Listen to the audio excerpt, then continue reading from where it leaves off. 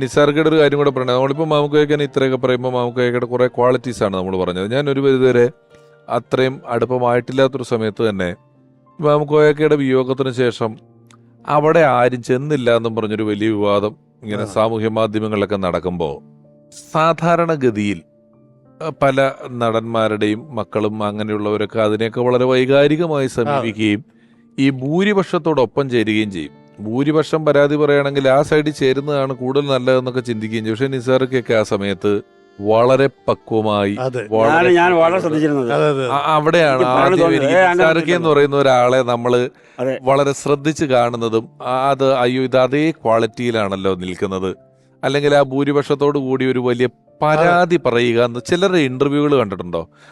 പരാതികളുടെ ഭാണ്ഡക്കെട്ട് അടിക്കുന്നതാണ് ഒരുപാട് പേരുടെ ഇപ്പോഴത്തെ ഇന്റർവ്യൂകളും എല്ലാം. ഇവിടെ നമ്മൾ മാമുക്കോയ്ക്ക് പറഞ്ഞൊരു ക്വാളിറ്റിയാണ്. നിസാർക്ക് വളരെ പക്വമായി ആ സ്ഥലങ്ങളൊക്കെ ഹാൻഡിൽ ചെയ്തു. ആ സമയത്ത് ഞാൻ അദ്ദേഹത്തെ വിളിച്ചിരുന്നു. വിളിച്ചപ്പോൾ അദ്ദേഹം പറഞ്ഞ മറുപടി, അതിനെന്തിനും പരാതി പറയേണ്ട കാര്യം എന്താ, ഓരോരുത്തർക്ക് അവരവരുടെ തിരക്കുകൾ ഉണ്ടാകും. അപ്പൊ ചിലരൊക്കെ വന്നു. ഞാനും ശ്രദ്ധിച്ചിരുന്നു. ഇപ്പൊ മാമുക്ക തന്നെ എത്രയോ അടുത്ത് ഇതുപോലെയുള്ളടത്ത് പോകാൻ പറ്റാത്തുണ്ട്.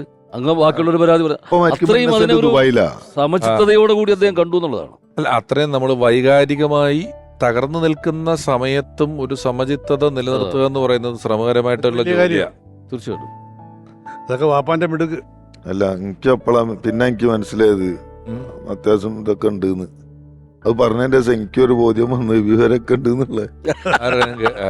അല്ല, ഞാൻ താമസമല്ല, നമ്മൾ വൈകാരികമായിട്ട് താർന്നു ഒരു വലിയ ആൾക്കൂട്ടം വട്ടം നിന്ന് നമ്മളെ ഒരു കാര്യം പറഞ്ഞു ധരിപ്പിക്കുമ്പോ പത്രക്കാര് ഇതല്ല സത്യം മറ്റൊന്നാണ്, ഇതിനെ ഇങ്ങനെ ഞാൻ കാണേണ്ടതില്ല, എനിക്കിതിനെ ബോധതലത്തിൽ നിന്ന് കാണാൻ പറ്റുക എന്ന് പറയുന്നത് അതിനൊരു കുറച്ചുകൂടെ വേണം. ശരിക്കും പിഷാരി ആ ദിവസം ഞാനവിടെ ഉണ്ടായിരുന്നു. ശരിക്കും അത് ആ പ്രശ്നം അത്രയും വഷളാക്കിയത് ചാനലുകാരാണ്, പത്രക്കാരാണ്. അവരിപ്പോൾ ഞാനവിടെ ചെന്നപ്പോഴേക്ക് എവിടെ അമ്മയുടെ പ്രതിനിധികൾ ആരെയും കണ്ടില്ലല്ലോ, 10-35 വർഷമായിട്ട് സിനിമയിലുള്ള ആളല്ലേ മാമുക്ക, എവിടെ പോയി നിങ്ങളുടെ അമ്മ? അത് പെട്ടെന്ന് അദ്ദേഹം വിയോഗം കഴിയും, വളരെ പെട്ടെന്ന് തന്നെ ചടങ്ങുകൾ കഴിയുകയും ചെയ്തു. നമുക്കൊരു ദിവസത്തിൽ കൂടുതൽ അങ്ങനെ വെക്കലൊന്നുമില്ല. പിന്നെ പുറത്തുനിന്ന് അങ്ങനെ വരാൻ ഒരു സാധ്യത ഇല്ല എന്നൊക്കെ പറഞ്ഞപ്പോ ഇപ്പൊ 12:01-3 മരിക്കുന്നത് രാത്രി അല്ല ഉച്ചക്ക്. പിന്നെ പിറ്റേന്ന് രാവിലേക്ക് ഒരു ദിവസമായില്ലേ, ഫ്രീസറിൽ വെച്ച് കുത്തിരിക്കല്ലേ, അതിന് അത്രേ ഉള്ളൂ സമയം. അത് പിന്നെ ഇപ്പൊ അങ്ങനെ താല്പര്യമുള്ള ആളൊന്നല്ല. ഇപ്പൊ മമ്മൂട്ടി വീട്ടിൽ വരണോ, മോഹൻലാൽ വീട്ടിൽ വരണോ, അല്ലെങ്കിൽ അവരുടെ വീട്ടിൽ ഇപ്പൊ പോയിട്ട് കാണണോ, ഇവരൊക്കെ വീട്ടിലെ ഫോട്ടോ എടുത്ത് വീട്ടിൽ കൊണ്ടുപോയി വെക്കണോ, ഞാനൊരു സിനിമാ നടനാന്ന് പറയണോ, അങ്ങനെ ആൾ കൂടെ അങ്ങനെ ഒന്നും ഒരു താല്പര്യമുള്ള ആളല്ല. അപ്പൊ 3 ദിവസമൊക്കെ ഒരു ഷർട്ട് ഇടും. ഒരു ഉമ്മ വാശി പിടിച്ചിട്ട് അലക്കാൻ എടുക്കലാണ്.